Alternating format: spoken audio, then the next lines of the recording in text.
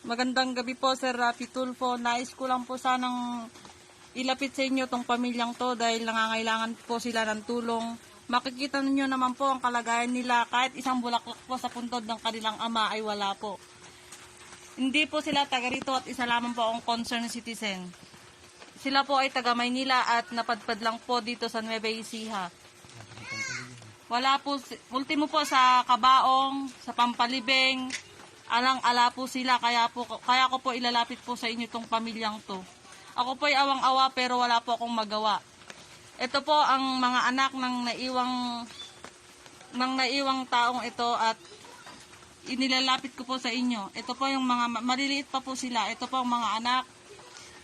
Sa loob po yung nanay po nila na hilong-hilo na po, 3 araw na pong hindi kumakain. Ito po yung tinitirahan nila, napakaliit lang po na bahay.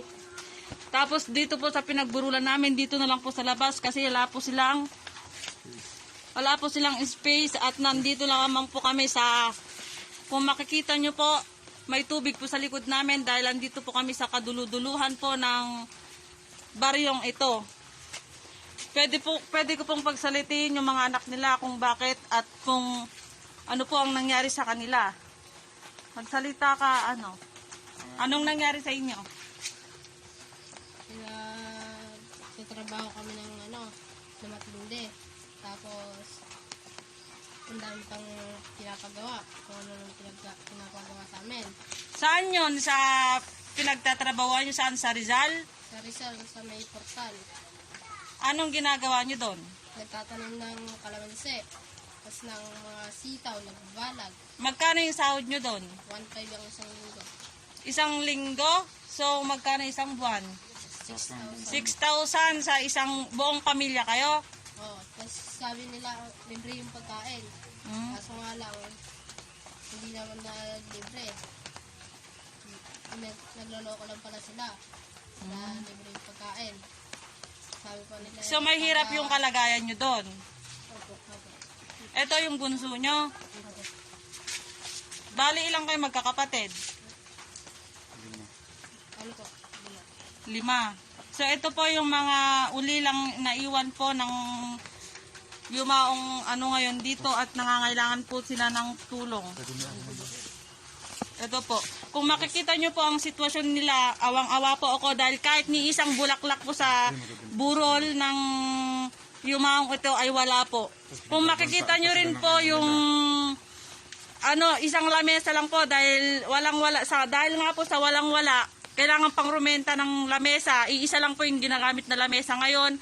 Wala rin pong katao-tao ngayon dito, Sir Rapi Tulfo, dahil po sa panahon, dahil po sa maputek, dahil po sa andito nga po kami sa kaduluduluhan. Sir Rapi Tulfo, parang awa nyo na po. Ako lamang po ay concerned citizen. Nananawagan po sa inyo. Kasi aping-api din po sila sa kanilang pinanggalingan dahil sila po ay taga Maynila na napadpad lamang po dito at kung saan-saan po sila nakikitara at yung amo po nila at yung pinagbantaan daw po sila na bago po nangyari itong kaganapan na namatay yung ama nila, pinagbantaan po sila. Ang tanging inihiling po namin ngayon ay yung katarungan para sa kanilang ama at kahit konting tulong lang po.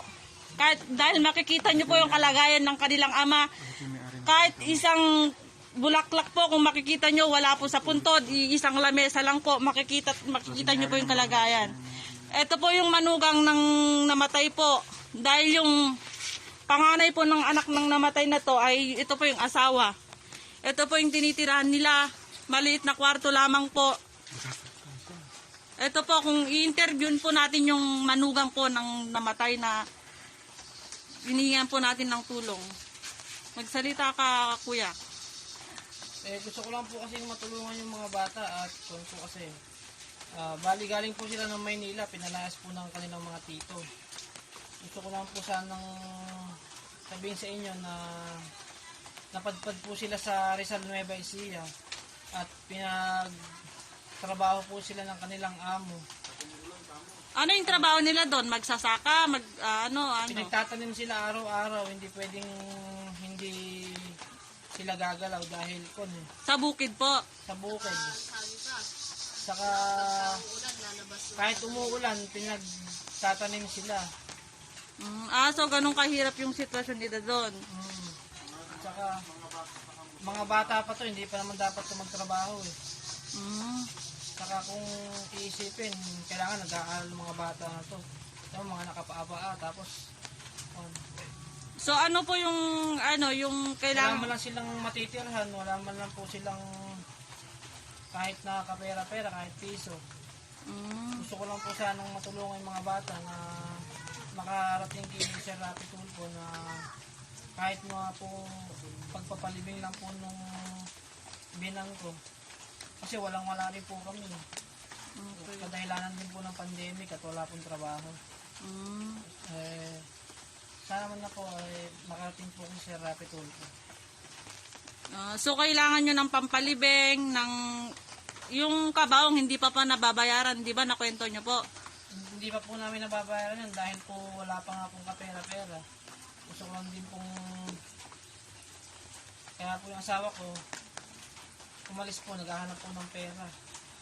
Maghapon na rin po akong naglalakad na wala po talagang malapitan kahit saan. So yun po, Sir Rapi Tulfo, humihingi po kami ng tulong, ng konting tulong po. Sana po'y makaabot po sa inyo. Maraming salamat po.